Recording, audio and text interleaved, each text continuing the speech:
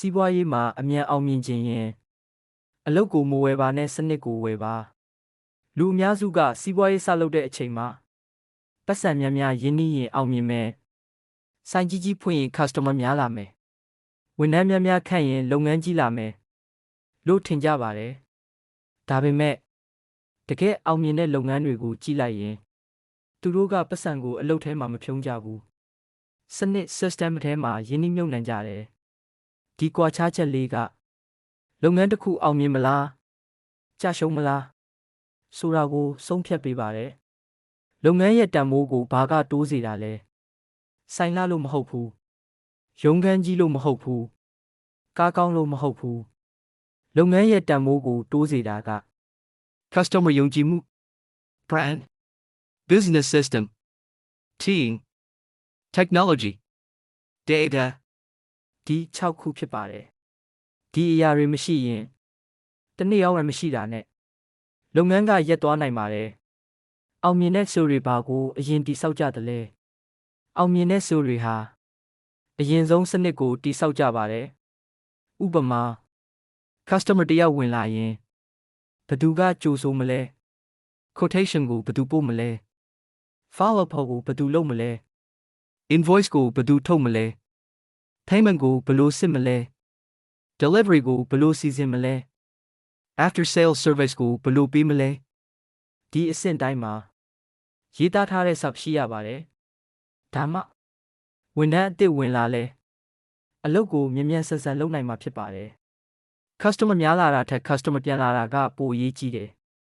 customer အသစ်ရှာဖို့ Advertising လုပ်ရတယ် Promotion ပေးရတယ် discount ချရတယ်ဒါပေမဲ့ customer တယောက်ပြန်လာဖို့ဆိုရင်ယုံကြည်မှုကိုတိဆောက်ရပါတယ် Customer ကတင်းစီကပစ္စည်းဝယ်ပြီးတငယ်ချင်းကိုညွှန်းပေးတယ်ဆိုရင်အဲ့ဒီ customer ဟာရောင်းအားတင်မဟုတ်ပဲ marketing ကိုပါလုပ်ပေးနေတဲ့ brand ambassador ဖြစ်သွားပါတယ်အဲကအလုပ်ကိုမယူဘူးအဲကိုအသုံးမချတဲ့လုပ်ငန်းတွေကိုပဲနောက်ကျကြံစေတယ်ဒီနေ့အဲကိုကြောက်နေတဲ့လုပ်ငန်းတွေရှိပါတယ်ဒါပေမဲ့အောင်မြင်တဲ့ company တွေကအဲကိုနေ့တိုင်းအသုံးပြုနေကြပြီး check နဲ့ Business Plan ရေးတယ် proposal ပြင်တယ် Facebook post ရေးတယ် Email reply ပို့တယ် Marketing campaign စီစဉ်တယ် Customer data ကိုခွဲခြမ်းစိတ်ဖြာတယ်အဲ့ဟာဝန်ထမ်းကိုအစားထိုးတာမဟုတ်ဘူး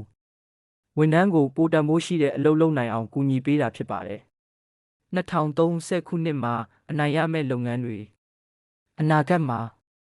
အောင်မြင်မဲ့လုပ်ငန်းတွေကအဲကအသုံးပြုတဲ့လုပ်ငန်း data နဲ့ဆုံးဖြတ်တဲ့လုပ်ငန်း customer ကိုဦးစားပေးတဲ့လုပ်ငန်း Business System ရှိတဲ့လုပ်ငန်း Personal Brand တိဆောက်ထားတဲ့ SEO Digital Marketing လုပ်တဲ့ Company Automation အသုံးပြုတဲ့ Organization ဒီနေ့ကစပြီးပြောင်းလဲတဲ့အချက်9ချက်တစ်နေ့တိုင်းစာဖတ်ပါနှစ် Customer Feedback ကိုမှတ်တမ်းတင်ပါ3ချက်ကို Business Assistant အဖြစ်အသုံးပြုပါ4 Sub တစ်ခုရေးဆွဲပါ5 Come အသုံးပြုပါ6 Kappai Dashboard တိဆောက်ပါ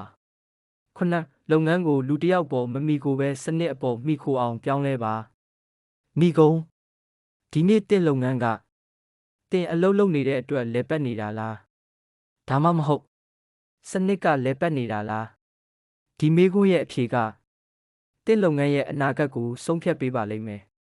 စီးပွားရေးအောင်မြင်မှုဆိုတာပတ်စံများတာမဟုတ်ဘူးဝန်ထမ်းများတာမဟုတ်ဘူးဆိုင်ကြီးတာမဟုတ်ဘူးစနစ်ကောင်းတစ်ခုကိုတိဆောက်နိုင်တာပဲဖြစ်ပါတယ်ဒီနေ့ကစပြီးအလုပ်ကိုမဝယ်ပါနဲ့စနစ်ကိုတိဆောက်ပါစနစ်ကတင့်လုပ်ငန်းကိုကြီးထွားစေမယ်တင့်အချိန်ကိုလွတ်လပ်စေမယ်တင့်ဝင်ငွေကိုတိုးစေမယ်နောက်ဆုံးမှာတင့်ဘဝကိုပြောင်းလဲပေးပါလိမ့်မယ်မှတ်သားစရာလုပ်ငန်းကြီးတာကကောင်းတဲ့စူးစမ်းလို့မဟုတ်ဘူးစနစ်ကောင်းရှိလို့ဖြစ်တယ် Myanmar Business Solutions Empowering Myanmar businesses with knowledge, strategy and technology